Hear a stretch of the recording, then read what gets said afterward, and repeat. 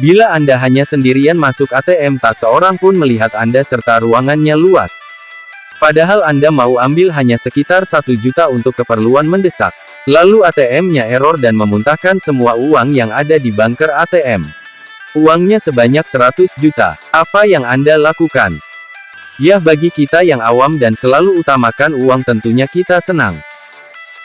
Seperti kita dapatkan jackpot. Lalu kita rapikan uang itu. Dengan segera kita pesan koper besar untuk tampung uang yang telah kita rapikan. Lalu kita pakai uang itu untuk kepentingan mendesak, belanja, liburan atau foya-foya.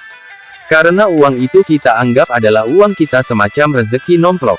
Dan itu karena kesalahan mesin ATM. Kita tentunya beruntung karena uang sebanyak itu bisa mendadak jadi OKB. Ya, itulah pikiran jahat kita. Tapi bila kita berhati malaikat seperti Mbak Yara, walaupun Mbak Yara kerepotan harus bereskan dan mengemas uang serta menyisihkan waktu. Mbak Yara yang saat itu masuk ruang ATM ditunggu dokter untuk bayarkan biaya operasi ibunya. Terpaksa memohon mengulur waktu pada dokter untuk mengembalikan uang itu pada bank pemilik mesin ATM itu. Karena keluhannya lewat telepon tentang ATM error itu tak dihiraukan Mbak Nina selaku operator customer service. Nina yang kesal dengan Yara yang sering mengeluh tentang keruksakan ATM di dekat rumahnya. Yara membutuhkan uang untuk bayar biaya operasi ibunya, dan memohon agar mesin ATM itu segera diperbaiki. Karena tidak ditanggapi, lalu dia mengeluh lewat email, dan keluhannya diketahui Pak Budi, manajer bank. Lalu memarahi Nina yang selalu slow respon terhadap keluhan. Ada banyak keluhan diterima Pak Budi dan Pak Budi selalu jadi tameng kesalahan Nina karena ada hubungan kekerabatan dengan Nina. Hari itu Pak Budi saking kesalnya ancam Nina bila tak selesaikan masalah ATM yang dekat Yara akan memecatnya. Baru saja dia dimarahi Pak Budi, Nina dapat telepon dari Yara menanyakan apakah mesin ATM-nya telah diperbaiki.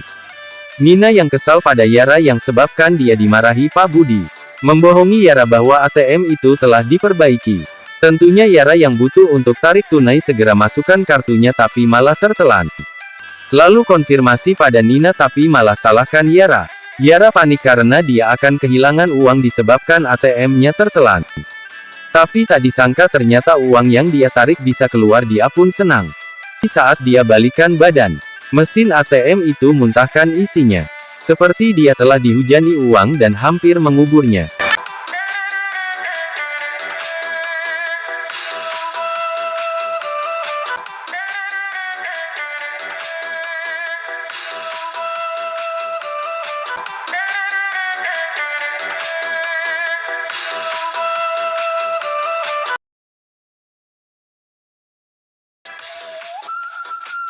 Yara yang panik karena disirami uang dari ATM segera laporkan pada Nina.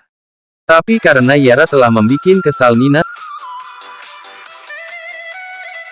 serta akibat dimarahi Pak Budi sebelumnya, laporan Yara dianggap akting tak percaya niat tulus Yara agar Bank Nina tak alami kerugian. Bahkan saat dengan susah payah Yara membawa 2 koper gede ke kantor Nina, di depan pintu masuk malah bertabrakan dengan Yara. Kebaikan Yara tak dianggap, bahkan menyuruh satpam mengusirnya. Kali ini Nina merasa terganggu oleh Yara karena dia akan temui calon kencan buta yang diajukan ibunya. Ditambah lagi satpam merasa heran, selama dia bekerja yang belasan tahun belum pernah terjadi ATM muntahkan uang, ada juga menelan uang. Nina pun semakin yakin bahwa Yara itu mengada-ada. Yara yang ditunggu dokter di rumah sakit untuk urusan operasi ibunya tak mau berlama-lama debat dengan Nina. Begitu juga Nina tak mau acara kencannya terganggu. Maka saat Yara ajukan kertas untuk bukti sah bahwa Yara telah tulus mengembalikan uang tapi ditolak Nina. Nina pun tak pikir panjang segera bikinkan surat pernyataan serta ditanda tanganinya.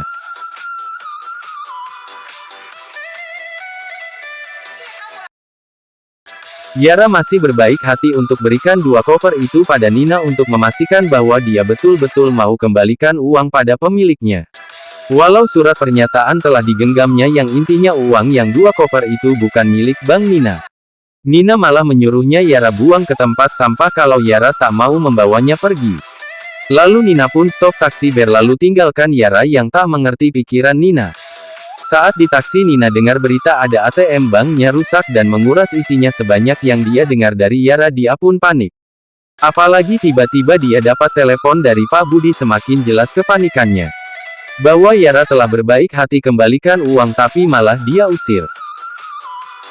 Sesampainya di kantor, Nina yang bergegas serta panik tengah dihadang Pak Budi. Tapi kasus yang dia dengar di berita tak ada hubungannya dengan Yara. Nina pun merasa lega untuk sesaat.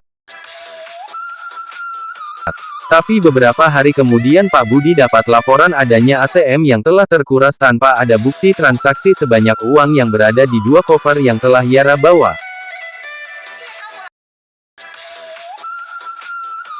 Pak Budi pun akhirnya memarahi Nina.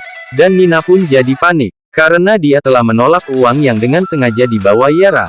Maka Nina pun segera telepon Yara meminta uangnya dikembalikan. Tapi Yara siap mengembalikan dengan syarat.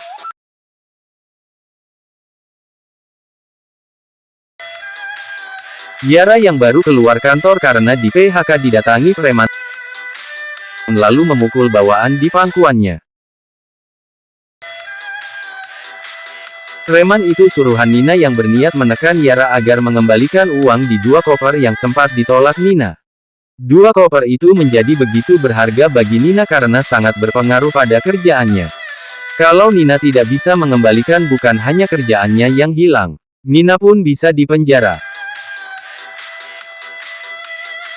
Yara menahan koper itu karena perlakuan Nina padanya. Akibat Nina memposting di medsos foto Yara dengan kata-kata yang merendahkan Yara. Yara merasa dipermainkan saat urus ATM yang tertelan oleh mesinnya yang error, bertingkah kesal. Karena postingan Nina, nama baik Yara tercemar. Diusir dari rumah sewanya, dan di PHK. Yang timbulkan keberanian Yara melawan Nina karena ibunya di rumah sakit juga dapat perlakuan jahat dari Nina. Besoknya setelah Nina mengancam Yara akan lebih kejam bila Yara tak nuruti keinginan Nina. Nina telah berdiri dengan Pak Budi menunggu kedatangan Yara. Satu persatu customer datang meresahkan Pak Budi. Setelah waktu terlewati, datanglah pengantar paket membawa 2 koper. Nina dan Pak Budi senang. Tapi saat diangkat koper itu ringan. Lalu Pak Budi banting dan ternyata kopernya kosong, hanya berisi selembar surat.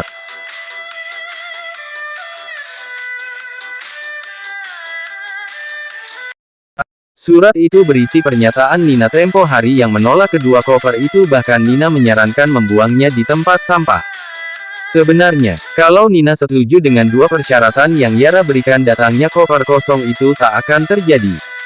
2 syarat itu ialah: pertama, Nina buatkan kartu ATM baru mengganti kartu ATM yang tertelan. Karena saat Yara urus malah dipersulit Nina. Kedua, Nina harus mengembalikan nama baik Yara. Dengan cara Nina membuat pernyataan minta maaf ke publik karena telah merusak nama baik Yara. Syarat kedua ini sulit Nina lakukan. Kemudian, setelah itu Nina malah. Pak Budi dihasut Nina untuk menekan Yara membuka rahasia data pribadi Yara di bank yang terlarang. Karena Yara ada tunggakan, dipersulit mencairkan pinjaman perusahaan Yara, yang berakibat Yara di PHK. Yara terkejut tapi dia tahu itu ulah Nina. Kemudian, malah dia kirimi preman untuk tekan Yara. Tapi cara menekan dengan preman ini malah cara yang mencelakai Nina. Dan akhirnya Nina pun menyesal telah lakukan cara represif hadapi Yara yang Nina anggap kampungan dan bodoh.